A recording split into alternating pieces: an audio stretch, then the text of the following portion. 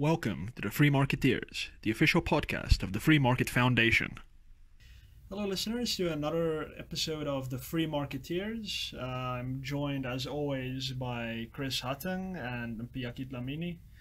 And this week is definitely another one of those special weeks where South Africans are dragged through the mud and kicked in the stomach by their government. I feel like every week is like that nowadays. Yeah, no, but it's like it seems like this is a particularly special one where our parliament's Constitutional Review Committee, as I guess we were all expecting, recommended that Parliament amend the Constitution to provide for expropriation of private property without compensation to the owners. And I mean, I don't even know where to start. There are so many problems on a conceptual level, on an ideological level, not even to get into the practical public participation aspects of this. It's completely ridiculous.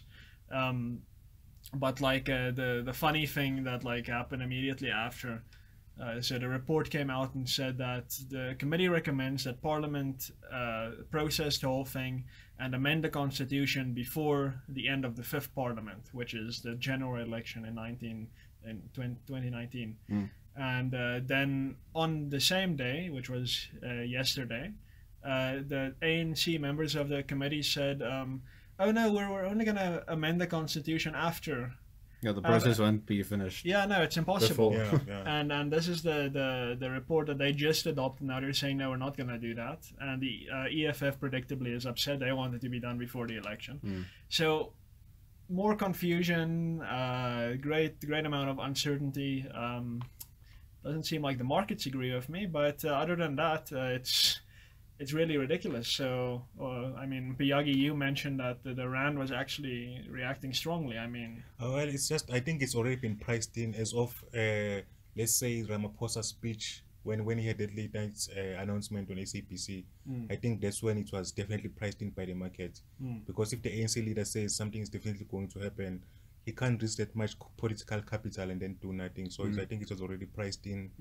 So it's just and then as for the strengthening, I think I read somewhere it was due to other factors, international factors, a bit of dollar weakness. So it wasn't at all due to any domestic factors.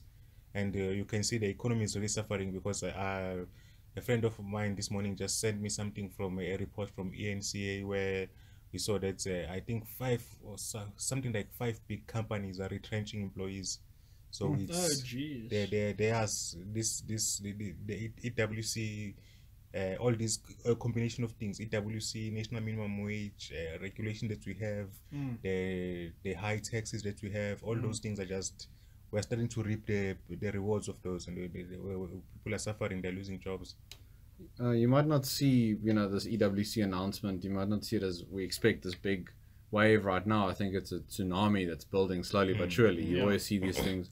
We talk about the unseen effects of market regulations and government interference, in the markets. So we're probably going to see all of this ripple out into the economy in different areas. I read an article today on Netwerk 24 where farmers they're asking Ramaphosa, should they plant for next year?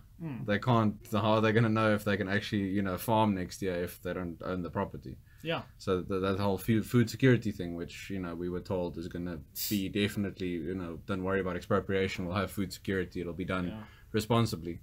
So I think we'll slowly but surely see the ripple effect. Yeah, it's this thing about uncertainty. I mean, even now that the committee has said that this is going to happen, I mean, it's still an open question. Yes. And that's ridiculous. No. I mean, I trust that something is going to happen, but I expected the committee to recommend a clause that Parliament, or a set of clauses that Parliament can consider and then pick one and put it in the Constitution.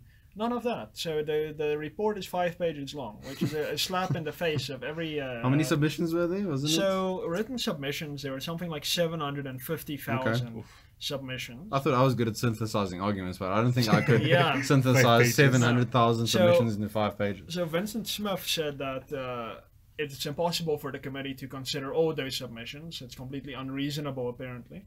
So they said they would only look at a sample of 400 submissions. And now I've read somewhere else that these 400 submissions are the oral submissions that Parliament heard on its roadshow. And that concerns me.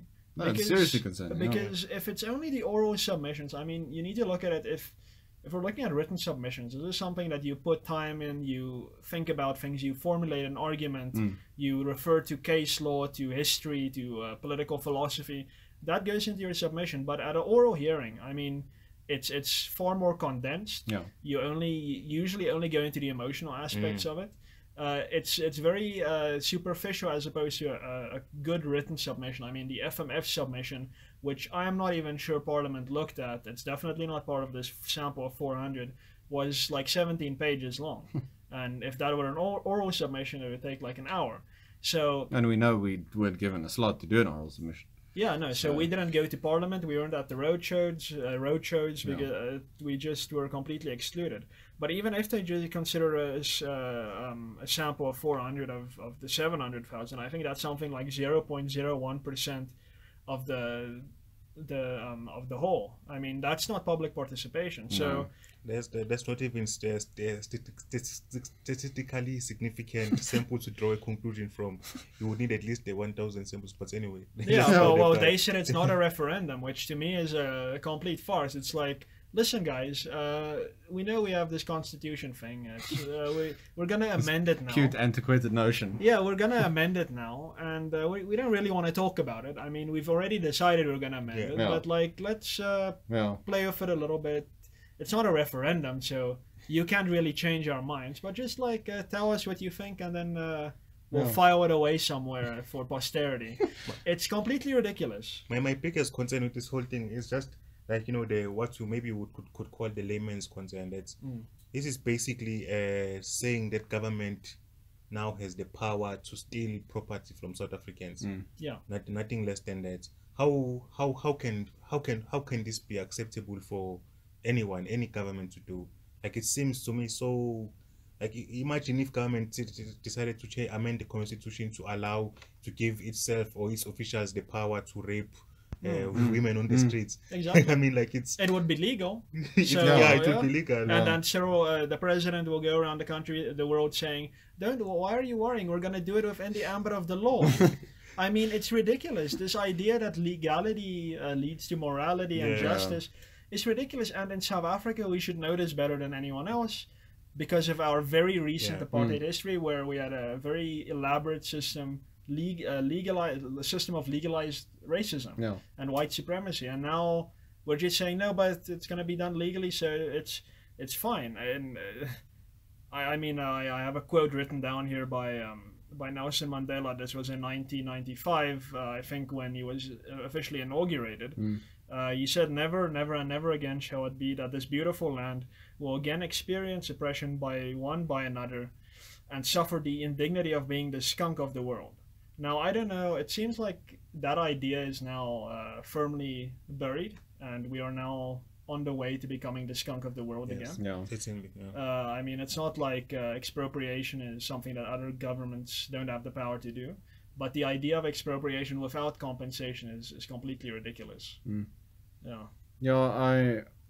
just another article that I saw this morning from CapX, South Africa is the only G20 country in recession.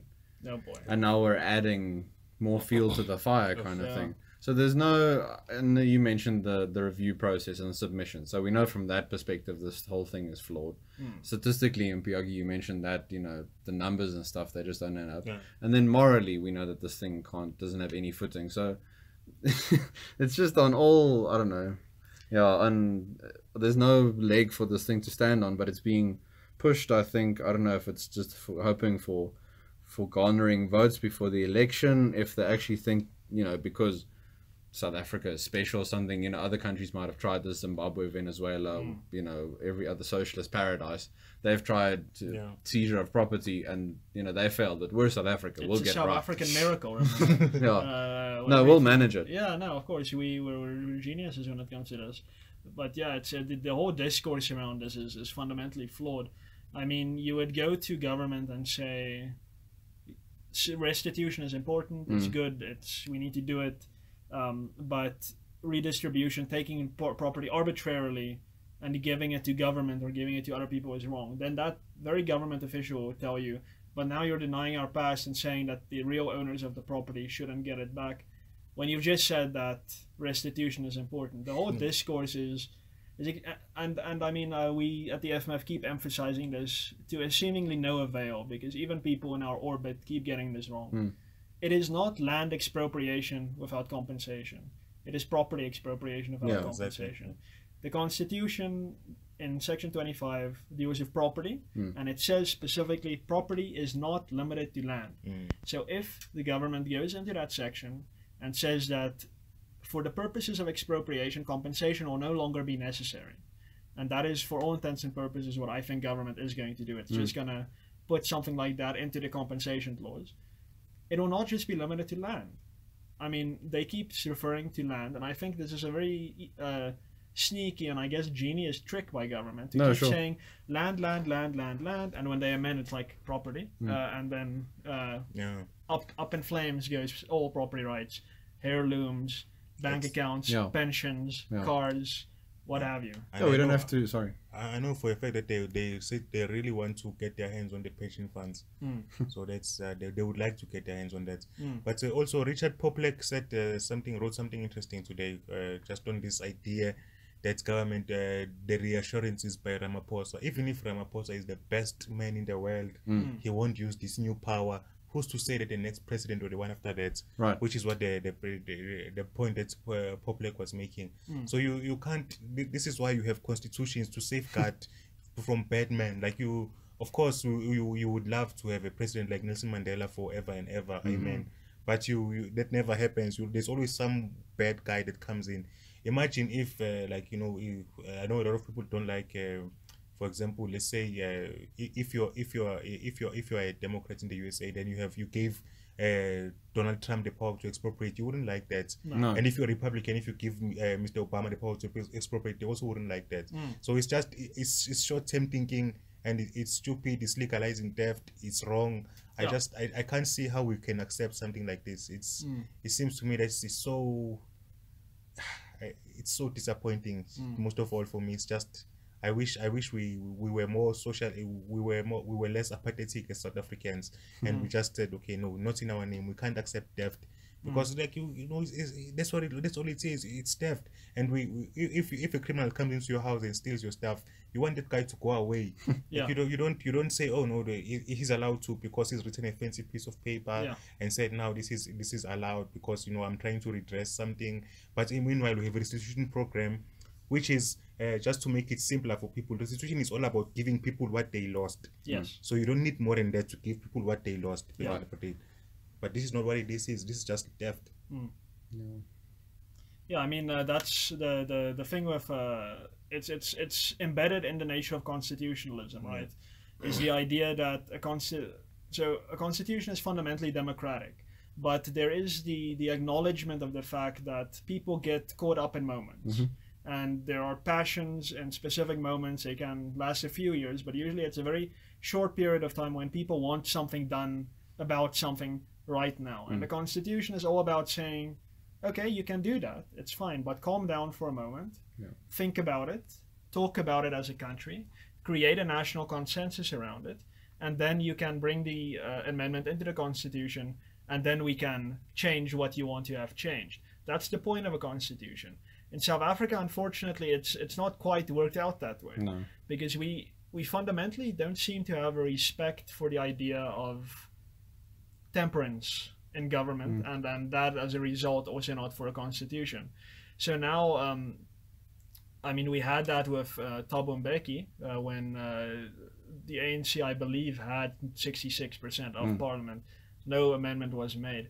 But now we're jumping all over the opportunity to, in fact, amend the Constitution because of something that, to me, it seems it came about basically after the Fees Must Fall story. I mean, 2015, when racial tensions really flared up and a lot of social justice things were going on. And it seems like this is a temporary thing that we're going to live to regret. And our Constitution would not have saved us from that, which is quite unfortunate. So, yeah, we have a constitutional respect deficit here, which is very unfortunate given our history. I mean, if anyone had to appreciate limited government, it would have been South Africans. But currently, it seems like we're heading down the wrong path. I don't know. You think we're gonna maybe solve this problem? Maybe get our minds right, Chris? I don't think we've ever in South Africa, probably our biggest thing is we've never properly named the premises behind how we see the role of government. So now this is the primacy of government or the group over the individual. And if I agree with you about the constitutionality and the democracy, I don't know if you can call it the diametric or dialectic, you know, it's sort of, they're not in opposition to each other, but they sort of work together. But if individual rights, and which are property rights, are up for a vote, I don't think any constitution can have any moral legitimacy. So now that this has come up, I think it's just another reinforcement and another incarnation of the idea that the government should step in and solve our problems for us. Yeah. You know, now people might think, okay, first in line, once expropriation is done, first in line will be white-owned farms, for example. They don't think there might be a group in power and in control of government one day who will decide that their property, their house, their car, you know, is surplus to requirements. Who's to say that you should have 2 cars when someone else needs one of them? Or any of that stuff. All of this stuff is now, we open the door to any of this arbitrary seizure. Yeah. Just to make what you've just said, Chris, concrete. Imagine, because in South Africa, let's say some guy comes into power tomorrow and says, I'm going to expropriate the property of all gay people, which is possible and which would be a massively popular move in South Africa. And now that it's allowed in the constitution that they can do that now. So imagine that, because it's not just like, there's no way for them to write into the constitution that it's going to be only black people, because the race is fundamentally arbitrary. So whatever weakening of rights happens will happen for everyone, and we will all reduce to credits, and then it's going to be accepted that the Bill of Rights can be amended, and then starts amending other things. It won't just be this. It won't end here. You'll see in 5 years' time, 10 years' time, they say, oh, maybe we should amend this. Oh, of course, yeah. This is the first time that the Bill of Rights should be amended. Sets a very bad precedent. And I mean, if they can get it through to seemingly popular approval, although I think it's very debatable whether the people of South Africa want this, then they will think, oh, but freedom of expression, it's been kind of an inconvenience for us from time to time. It's been a nice experiment. So but let's quote unquote clarify what the Constitution actually means, and let's put that in the Constitution. We're not changing it; we're just clarifying it. And we mean you can't criticize government. So that's what's waiting for us, I believe, if we go down this path. I mean, the Constitution is only as strong as the respect for it at the end of the day. And currently, I'm not seeing a lot of that. But next week, the Free Market Foundation will be having a conference specifically about this here in Johannesburg, where we're bringing guests from around Africa. We're showing content contributed for this conference specifically by Venezuelans. And we're also having someone from India to talk about the experiences with expropriation, and moreover expropriation without compensation in other jurisdictions. And while I cannot preempt them, I think that the message is probably going to be, we tried this, it failed miserably, and now we are going in the opposite direction. Please, South Africa, don't make the same mistakes we did. Learn from us. That's what I think the message is going to be. And I would invite all our listeners to please keep an eye out on that. I think you can still RSVP to go, although space is very limited. So please check our website out on that. There will be a nice big purple banner that you can click on. You can't miss it. And then also everything that's said at the conference will be recorded and will be made available to all of the listeners on this YouTube channel. So yeah, I encourage everyone to have a look. And of course, follow us on Facebook, which is facebook.com/FMFSA, or just search for Free Market Foundation South Africa. We're on Twitter at FMF South Africa, one word, or as well as search for Free Market Foundation South Africa. Subscribe to this YouTube channel, and always check our website every day for all of the new interesting content we upload there. Thanks, gentlemen. This was great. Yeah, I'm going to sort of redo what you've just done. I just want to say to the listeners, when you read anything now that's even remotely pro-EWC in the media, just write a letter in reply. Yes. You know, if it's 200 words, 300 words, doesn't have to be perfect grammar. No. Just indicate your opposition. If you hear something on 702 or SAFM, any radio station, where they're having these sort of discussions, please just call in and give 2 minutes of your thoughts. We need to do everything we possibly can to fight this thing. Obviously, the FMF is going to try everything we can within our power. Yeah. But this needs to be a substantial movement now. And if it fails, it fails. But we owe it to ourselves, I think, to try our best. Definitely. So, Yeah. just go back and listen to all the places you can find us on YouTube and stuff. I just thought it was important to mention. Yeah, please, try. It's in your own self-interest to pursue this course of action now. Great. Yeah. Thanks, guys. Thank you.